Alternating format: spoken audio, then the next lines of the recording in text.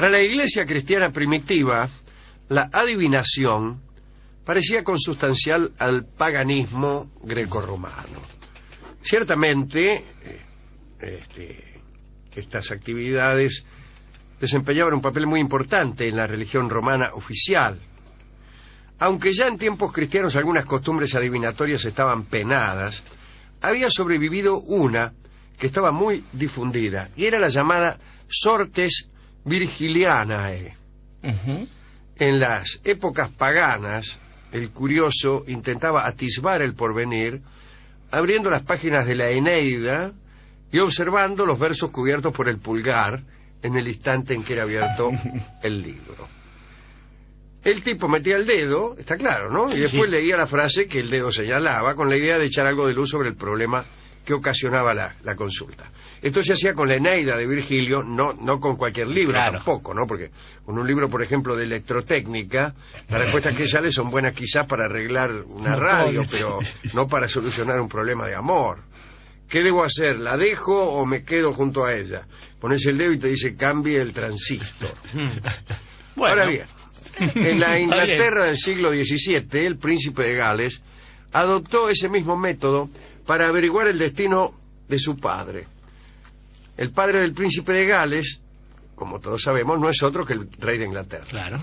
Bien, en el año 1648, el rey Carlos I estaba preso en Carisbrooke, lo iban a llevar a Londres para juzgarlo, y nosotros sabemos lo que le pasó a Carlos I.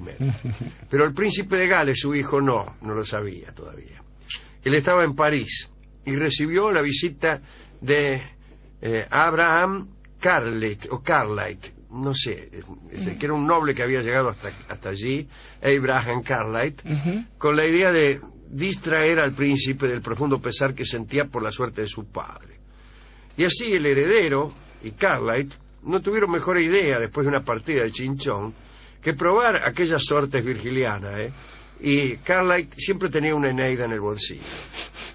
Hay gente que anda siempre con la Eneida en el bolsillo. Y bueno, hicieron esto, pusieron el dedo y apareció señalada una frase que decía: ni cuando se rinda en términos vergonzosos disfrute de su trono, ni de la agradable luz del día, sino que todavía joven reciba una muerte vergonzosa y dejen en el suelo su cuerpo sin enterrar.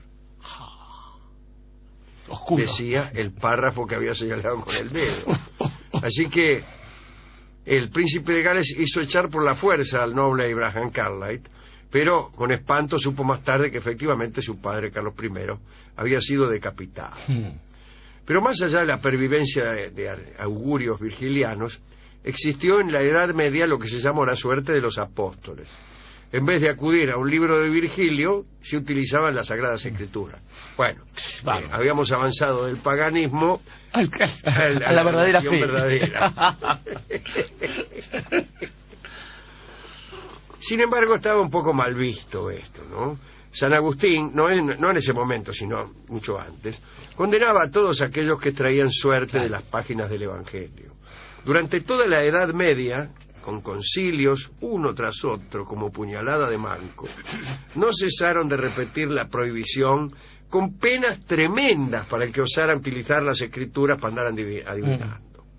Pero la verdad es que los principales responsables de esa práctica eran los propios clérigos. Gregorio de Tours cuenta que los monjes depositaban en el altar los 3 libros de los profetas, de los apóstoles y del Evangelio, y abrían cada uno de ellos por una página al azar, y de ese modo tomaban decisiones o iluminaban el porvenir. Si se trataba de elegir un obispo o un abad, se recurría secretamente a las suertes de los apóstoles, y según Sulpicio Severo, no fue de otro modo como San Martín fue designado para figurar a la cabeza del obispado de Tours. Y la vida de Centenian revela el mismo método. Dicen que para saber si era Ennian el indicado, se condujo a un niño que todavía no hablaba, era un signo evidente de inocencia o imparcialidad, ante los libros depositados en el altar. Cuando el niño abrió el libro, el primer versículo que se pudo leer fue: bienaventurado aquel a quien has elegido. Cuando fue abierto el de los apóstoles, se leyó: Nadie puede establecer otro fundamento. Y en la página del Evangelio, sobre esta piedra edificaré mi iglesia. El primer libro, el Salterio, ¿no? Dice, está fenómeno el que elegimos es el que sirve. Era un signo inequívoco de que Enián era el indicado y fue nombrado entonces obispo de Orleans. Se consideró, mejor dicho, que los 3 libros coincidían en confirmar la intuición de todos. Ustedes me dirán, a lo mejor metieron la uña. Puede ser. Más conociendo las escrituras. Puede ser que hayan preparado los libros, doblando una página, señalando, induciendo al niño con amenazas, elegí bien nene, con promesas de un refresco, o qué sé yo. En otras manos, este uso de los libros sagrados hubiera sido sacrílego. En su uso legítimo se suponía que la suerte de los apóstoles revelaba la voluntad de Dios. Naturalmente, cuando uno abre un libro y señala un párrafo, ahí está la voluntad de Dios. Así que la elección no es jamás hija del azar. El azar es pagano, la pagana fortuna. Sí. Bueno, y ellos entonces creían que no era el azar, sino la providencia, cuyos caminos ocultos se dejaban intuir debajo de un dedo. El dedo con el cual usted señalaba el párrafo que iba a iluminar el porvenir. También se les daba el nombre de suertes de los apóstoles a unas recopilaciones de respuestas oraculares. Se conservaron una decena de estas recopilaciones, las más antiguas de las cuales se remontan al siglo X. Algunas, más recientes incluso, están escritas en francés antiguo o provenzal, en la Languedoc, digo yo. Una de ellas, del siglo XIII, fue descubierta en la ciudad de Cordes, oculta en una pared. Tenía 57 versículos escritos en la lengua de Oc. Unos hilos azules y amarillos se tiraban cruzados sobre el texto, y allí donde caía el cruce se establecía el versículo a interpretar. Pero dice el cronista que estos libros eran basura, que no servían. Parecidas a estas adivinanzas modernas, digo yo, serían esos libros en donde se alternan estímulos y consejos de prudencia, ¿no? Igual que la lava del mar cuando es gobernada, aborda en el lugar deseado, así lograrás tú prontamente la meta de tus esperanzas. Eran todas así, ¿no? Así que cualquier frase servía tanto para un barrido como para un fregado. Me están diciendo ustedes como el I Ching. Acababa de anotar eso, el I Ching es así, que justamente. Contiene mayor número de frases como esta y están escritas en chino, lo que les confiere una dignidad forastera. Y traducida por un alemán, ¿no? Claro. Pero es el mismo tema, usted tira las monedas o los palitos, lo que quiera, y lee y dice, igual que el ave que herida vuela con un ala rota, así tú llegarás a tu destino. Pajarón. Entonces el tipo dice, me va a dar bolilla la mía. Claro. Y listo. Bueno, digamos para terminar que un libro como ese, como el citado, no como el I Ching, sino como el anterior, no ofrecía garantía de las escrituras, ni sobre todo la de un clérigo encargado de extraer la suerte. La Biblia, al menos para estas personas, era una garantía de imparcialidad, era un libro serio. Era como el escribano público en la Lotería Nacional, algo así. Bueno, todo esto se prohibió finalmente en aquella época de superstición. Quiero decir que se prohibió dejando atrás una época de superstición. Ahora nadie cree en estas cosas. Sin embargo, el otro día hicimos en Loma de Zamora una experiencia, le pedimos a una persona que no sabía hablar que pusiera un dedo en un lugar y así. Y así se comprobó inmediatamente. Otra vez con Rolón pusimos el dedo en un libro de Gurdjieff, que el libro se llamaba Psicología de la posible evolución del hombre. Y le consultamos. ¿Y yo tengo la respuesta. No me acuerdo qué le preguntamos. Estábamos en el Tortoni y le preguntamos cómo le iba a ir al Tortoni al año siguiente. Y vino una persona, pues no sé si un niño de corta edad o una niña de corta falda, que puso el dedo en el siguiente lugar. Y dice, esta expansión de los conceptos aumenta mucho nuestras posibilidades de hallar soluciones adecuadas a una cantidad de problemas. Eso decía Gurdjieff acerca del destino del Tortoni, con lo cual conjeturamos que el Tortoni iba a mejorar y se iba a expandir, cosa que ocurrió efectivamente. Pero querer o reventar. Compraron el terreno de al lado y pusieron una sucursal.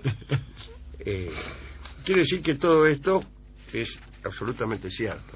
Y las personas que no creen es por... Sí, porque por ignorante. Por ignorancia. Sí. Usted lo dijo, yo no lo quería decir. Sí, porque además da la impresión de que así como los chinos usan el I Ching, por pronunciarlo bien, el I Ching, imagínese si lo hiciéramos con el Martín Fierro acá. Cada comunidad entonces dice, bueno, el indio nunca se ríe y cosas así. No sirven para mucho. Se hace con la Constitución. Se hace con la Constitución, están bien. Estaba pensando, Alejandro, en el príncipe de Gales. Mire qué curioso, porque esto al año siguiente, fue en 1649, recordamos cómo Borges nos explica la certeza de un camino. Dice, Carlos avanza entre la gente, ha rechazado los brazos de la escorta, liberado de la necesidad de la mentira, sabe que hoy va a la muerte y no al olvido. La ejecución lo espera, la mañana es atroz y verdadera. Aquel que está construyendo su destino, en general, no precisa libros adivinatorios, incluso para los peores momentos, para los más oscuros. Pero, también, bueno, en los chinos sabemos que lo del I Ching es una patraña porque el único que tenía posibilidades de clarividencia, por eso nos hablan del horóscopo chino y da pena, era el emperador, que por algo era hijo del cielo, y él podía hacer profecías, pero se limitaba a hacerlas para su círculo íntimo. Pero estaba pensando también que... Un último dato sobre el I Ching. El amigo Leibniz se inspiró en el I Ching para la invención del sistema binario. Ah, claro, sí, justamente rayas... El sistema binario de números, ¿no? Claro, continuas y cortadas, por claro. Dos, etc.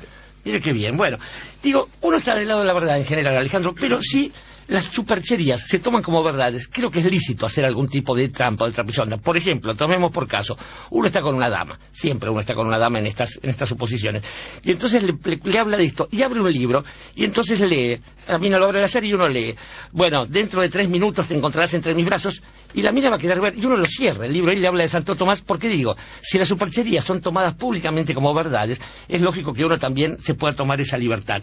Pero pensaba también que se nos habla habitualmente que no es importante la meta, que la meta está en otra parte, que yo creo que lo importante es ir andando, caminando. A ver, tengo anotado, navegar en equesidez, navegar es preciso, vivir no es preciso. Acá hay algo que decir, discúlpeme. Sí. Que es que la profecía influye en bien, lo que va a ocurrir. Bien. Así como, conforme al principio de incerteza, en un universo microscópico, los elementos de medición alteran lo medido. Sí, señor. La profecía también altera lo que va a ocurrir. Y esta es la explicación del INDEC. Muy bien. El INDEC tiene que ser mentiroso. Claro. Yo no sé por qué el gobierno niega que el INDEC miente. Debe mentir. Como todos los INDEC del mundo. Debe mentir y debe hacer fuerza hacia abajo. Porque un INDEC que mintiera en el sentido opuesto generaría lo que mide. Exactamente, generaría más inflación. En aquello que está midiendo, del mismo modo que los instrumentos del principio de incerteza influyen sobre las partículas que están midiendo y examinando. Pregúntenle al Tesoro de los Estados Unidos si lo que procede de ese modo para cotizar. Vamos, hace esa operación. Y la profecía también. Claro. La profecía también. Y los diarios. Es la parte del horóscopo. Pero bueno, decía esto del camino. Navegar es preciso. El camino de Damasco, bueno, estaba ahí, le agarró un ataque de epilepsia. El camino de Santiago, que es el que nos forja en la fe para llegar, etcétera. La vía regia, de la que hablaba Freud, los sueños. Bueno, la vía Apia, donde se iba a la civilización. Y aquello de caminante, no hay camino, se hace camino al andar. Ahora bien ocurre, querido Alejandro, que a veces se nos plantean las cosas de un modo un poco más complicado. Porque a veces uno está ahí, en medio del camino, y el camino está profundamente neblinoso, lleno de cerrazón, de oscuridad. La meta ya ha desaparecido porque uno ha perdido de vista cuál es el lugar que quiere alcanzar, y el camino tampoco existe, tampoco es visible, y en ese caso, tristemente, uno apenas si se encuentra en la vía. Y en la vía es el nombre del tango que va a cantar ahora para ustedes Edmundo Rivero.